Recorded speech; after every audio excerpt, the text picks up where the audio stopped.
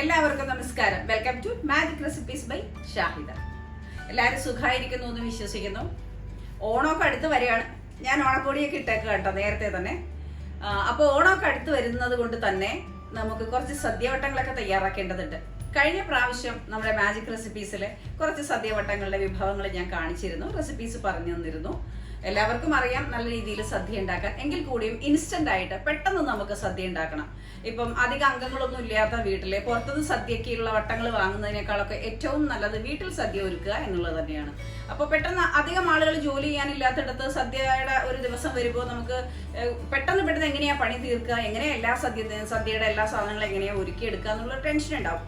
പെട്ടെന്ന് സദ്യ റെഡിയാക്കാൻ നമുക്ക് ഇൻസ്റ്റന്റ് ആയ കുറച്ച് സംഭവങ്ങളൊക്കെ ഉപയോഗിച്ച് ഉണ്ടാക്കാം. ഇന്ന് ഞാനിവിടെ പാലടയാണ് നിങ്ങളെ പരിചയപ്പെടുത്തുന്നത്. പാലട ഉണ്ടാക്കാനായിട്ട് പണ്ടൊക്കെ പാലിന്റെ നമ്മൾ അട വീട്ടിലുണ്ടാക്കുമായിരുന്നു. പക്ഷെ ഇപ്പൊ ഇന്ന് അതിനുള്ള സമയമൊന്നുമില്ലല്ലോ. അതുകൊണ്ട് തന്നെ നമുക്ക് ഡബിൾ ഹോസിന്റെ ഒരു റൈസ് പാലട ഇൻസ്റ്റന്റ് ആയിട്ട് ഉണ്ടാക്കാൻ പറ്റുന്ന ഒരു സംഭവമാണ്. ഇതില് അടയും പഞ്ചസാരയും എല്ലാം കൂടി ചേർത്ത് വരികയാണ്. നമ്മൾ പാലും ബട്ടറൊക്കെ ചേർത്തിട്ട് പിന്നെ മിൽക്ക് മെയ്ഡൊക്കെ ചേർത്തിട്ട് നമ്മളിത് ഉണ്ടാക്കിയാൽ മതി. അപ്പോൾ ഉണ്ടാക്കുന്ന വിധം ഞാൻ കാണിച്ചു തരാം. ഇന്ന് നമ്മൾ ഉണ്ടാക്കാൻ പോകുന്നത് ഡബിൾ ഹോസിന്റെ ഇൻസ്റ്റന്റ് പാലട പ്രഥമനാണ്. അപ്പോൾ നമുക്ക് കുക്കിങ്ങിലേക്ക് പോവാം. അപ്പോൾ നമുക്ക് വേഗം തന്നെ നമ്മുടെ അടപ്പായസം ഉണ്ടാക്കി തുടങ്ങാം. 2 ലിറ്റർ പാലാണ് കേട്ടോ ഞാൻ എടുത്തിരിക്കുന്നത്. ആദ്യം തന്നെ നമുക്ക് പാലൊഴിച്ചു കൊടുക്കാം.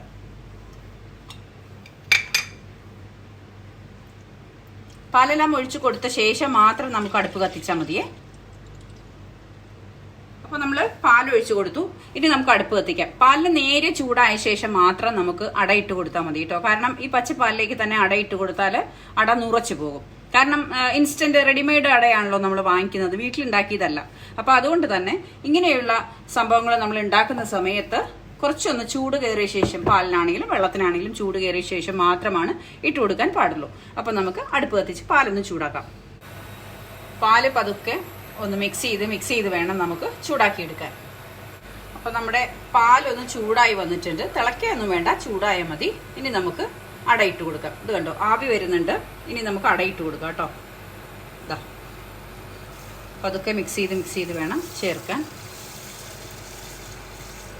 കയ്യിലെടുക്കാതെ നല്ലപോലെ മിക്സ് ചെയ്ത് നമുക്ക് തിളപ്പിച്ചെടുക്കാം. നമ്മൾ സാധാരണ പണ്ടൊക്കെ അട വീട്ടിലുണ്ടാക്കിയിട്ടൊക്കെ ആണ് നമ്മൾ പാലട പായസം ഉണ്ടാക്കാറ്. പക്ഷെ ഇന്നിപ്പം കുട്ടികളിപ്പോൾ ഹസ്ബൻഡും വൈഫും മാത്രമൊക്കെ ആയിട്ടാണ് ജീവിക്കുന്നതെങ്കിൽ അവർക്കിപ്പോൾ ഓണത്തിന് സദ്യ ഉണ്ടാക്കണം. നമ്മൾ പുറത്തുനിന്ന് വാങ്ങുന്നതിലും എപ്പോഴും വീട്ടിൽ ഉണ്ടാക്കാനായിട്ടുള്ള ഒരു സാഹചര്യമാണല്ലോ നല്ലത്. അപ്പോൾ ഒത്തിരി ജോലി ഉണ്ടാവുമല്ലോ. സദ്യ എന്ന് പറയുമ്പോൾ കറികൾ ഒരുപാടുണ്ട്. പിന്നെ എല്ലാം കൂടി ഒറ്റയ്ക്ക് പറ്റാത്ത സമയത്ത് ഇതുപോലെ ഇൻസ്റ്റന്റ് ആയിട്ടുള്ള അട വാങ്ങിച്ചിട്ട് വേഗം ഒരു 10 മിനിറ്റിൽ നമുക്ക് ഇതുപോലെ പാലട പായസം ഉണ്ടാക്കാനും പറ്റും.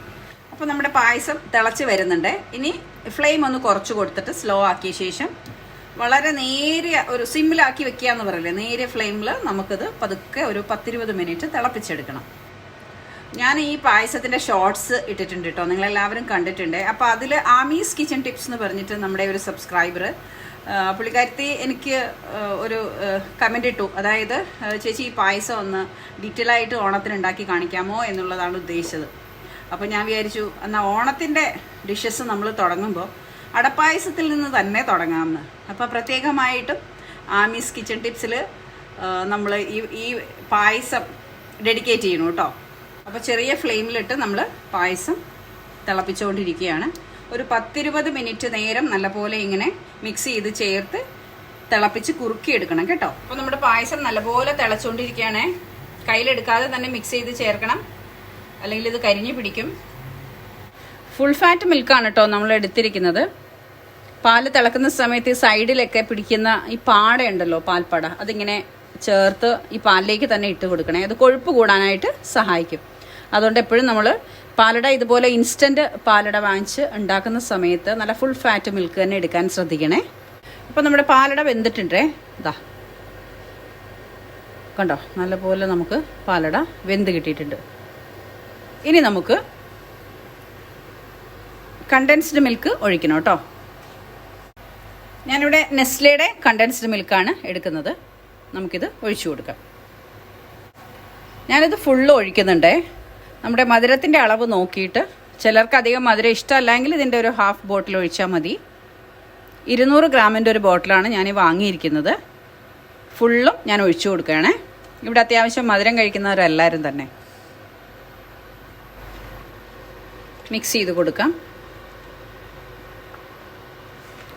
ഇനിയും മധുരം വേണമെന്നുണ്ടെങ്കിൽ ഒരു 2-3 ടേബിൾ സ്പൂൺ അളവിൽ പഞ്ചസാരയും കൂടി ചേർത്ത് കൊടുക്കാം.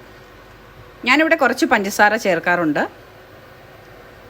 കണ്ടൻസ്ഡ് മിൽക്ക് കുറച്ച് കൊഴുപ്പിനും കൂടിയിട്ടാണല്ലോ നമ്മൾ ഉപയോഗിക്കുന്നത്.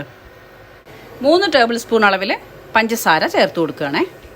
അപ്പം നല്ല പോലെ തിളച്ച് വരുന്നുണ്ട്. ഒട്ടും കയ്യിലെടുക്കാതെ നന്നായിട്ട് മിക്സ് ചെയ്ത് ചേർത്ത് കൊടുക്കുക. ആ തിള അങ്ങനെ തന്നെ നിന്നോട്ടെ കേട്ടോ. അത്യാവശ്യം ഫ്ലെയിം ചേർത്ത് കൂട്ടി വെച്ച് കൊടുത്തിട്ടുണ്ടേ ഞാൻ. ഇനി ഇതിലേക്ക് നമുക്ക് ബട്ടർ ഇട്ട് കൊടുക്കാം. ഉപ്പില്ലാത്ത അത്യാവശ്യം ഒരു വലിയ ക്യൂബ് ബട്ടറാണ് ഞാൻ ഇട്ട് കൊടുക്കുന്നത്. ദാ വീണ്ടും നമുക്ക് നന്നായി മിക്സ് ചെയ്ത് ചേർത്ത് കൊടുക്കാം. ഇതൊന്ന് കുറുകി വരുന്നത് വരെ നമുക്ക് നല്ല പോലെ ചേർക്കാം. അപ്പം നമ്മുടെ അടപ്പായസം ഏകദേശമൊക്കെ തയ്യാറായി കഴിഞ്ഞു കേട്ടോ. നല്ല പോലെ കുറുകി വരുന്നുണ്ട്. കുറച്ചുകൂടെ ഒന്ന് കുറുകി കഴിഞ്ഞിട്ടുണ്ടെങ്കിൽ നമുക്ക് അടുപ്പ് ഓഫ് ചെയ്തേക്കാം. ഒരു 5 മിനിറ്റ് കൂടെ ഇതുപോലെ തന്നെ കയ്യിലെടുക്കാതെ നമുക്ക് നല്ല പോലെ ഒന്ന് മിക്സ് ചെയ്ത് ചേർത്ത് കുറുക്കിയെടുക്കാം. നല്ല ഫ്ലെയിമിൽ വെച്ച് തന്നെ കുറുക്കിയെടുക്കാം കേട്ടോ. കരിഞ്ഞു പിടിക്കാതെ ശ്രദ്ധിക്കണം. അപ്പോൾ അതുകൊണ്ട് തന്നെ ഇങ്ങനെ മിക്സ് ചെയ്ത് ചേർത്തുകൊണ്ടിരിക്കുക. നല്ല പോലെ ഫ്ലെയിം വരുന്നുണ്ട്. അപ്പോൾ നമ്മുടെ അടപ്പായസം കണ്ടോ നൂൽ പരുവമായിട്ടുണ്ട്. ഒരു നൂൽ പരുവമായി കഴിയുമ്പോഴേക്കും നമുക്ക് അടുപ്പങ്ങ് ഓഫ് ചെയ്യാം. കാരണം ഇത് ആറി വരുമ്പോഴേക്കും ഒന്നുകൂടെ കുറുകി വരാനുള്ള ചാൻസ് ഉണ്ടല്ലോ. അപ്പോൾ അതുകൊണ്ട് നമ്മുടെ പായസം എല്ലാം തയ്യാറായി കഴിഞ്ഞു. എല്ലാവരും ഉണ്ടാക്കി നോക്കണം കേട്ടോ. ഇതുപോലെ ഇൻസ്റ്റൻ്റ് ആയിട്ട് കിട്ടുന്ന അട വെച്ച് ഉണ്ടാക്കുകയാണെങ്കിൽ വളരെ എളുപ്പത്തിൽ നമുക്ക് അടപ്പായസം ഉണ്ടാക്കാൻ സാധിക്കും. അപ്പോൾ ഞാൻ അടുപ്പ് ഓഫ് ചെയ്യാണ്. കണ്ടോ നല്ല പോലെ കുറുകി വന്നിട്ടുണ്ട് നമ്മുടെ പായസം. ഇനി കുറച്ച് നേരം കൂടി കഴിയുമ്പോൾ കുറച്ചുകൂടെ ഒന്ന് കുറുകും. കാരണം തണുത്ത് കഴിയുമ്പോൾ കുറച്ചുകൂടെ ഒന്ന് കുറുകി വരും. അടയൊക്കെ നല്ല പോലെ വെന്തിട്ടുണ്ട്. അപ്പോൾ ഇതാണ് നമ്മളിന്ന് ഉണ്ടാക്കിയ അടപ്പായസം. ഓണത്തിന് എല്ലാവരും ഉണ്ടാക്കണം കേട്ടോ. അപ്പോൾ ഇന്ന് നമ്മൾ ഉണ്ടാക്കിയ പാലട പ്രഥമൻ എല്ലാവർക്കും ഇഷ്ടമായി എന്ന് വിശ്വസിക്കുന്നു. എളുപ്പത്തിൽ ഉണ്ടാക്കി കഴിഞ്ഞില്ലേ? അപ്പോൾ ഇതെല്ലാവരും ഉണ്ടാക്കി നോക്കണം കേട്ടോ. അപ്പോൾ ഓണത്തിൻ്റെ ഓരോരോ ഡിഷുകൾ അടുത്ത വീഡിയോസിൽ ഉണ്ടാകും. വളരെ ഇൻസ്റ്റൻ്റ് ആയിട്ട് ഉണ്ടാക്കാൻ പറ്റുന്ന വിഭവങ്ങളാണ് ഇപ്രാവശ്യം പരിചയപ്പെടുത്തുന്നത്. എല്ലാവരും സേഫായിട്ടിരിക്കുക. കൂടാതെ നമ്മുടെ ചാനൽ ആദ്യമായിട്ടാണ് കാണുന്നതെങ്കിൽ ഒന്ന് സബ്സ്ക്രൈബ് ചെയ്തേക്കണം കേട്ടോ. ഷെയർ ചെയ്യുകയും ലൈക്ക് ചെയ്യുകയും കമൻറ്റ് ചെയ്യുകയും ചെയ്യണം. നിങ്ങളുടെ സപ്പോർട്ടാണ് തീർച്ചയായിട്ടും നമ്മുടെ മാജിക് റെസിപ്പീസിൻ്റെ മുന്നോട്ട് ഒരുപാട് വീഡിയോകൾ ചെയ്യാനായിട്ട് സഹായിക്കുന്ന ഘടകം. അപ്പോൾ എല്ലാവർക്കും ഒരുപാട് സ്നേഹത്തോടെ താങ്ക് യു വെരി മച്ച്. ഈ നിറഞ്ഞ സ്നേഹം എന്നും ഉണ്ടായിരിക്കുക. Thank you.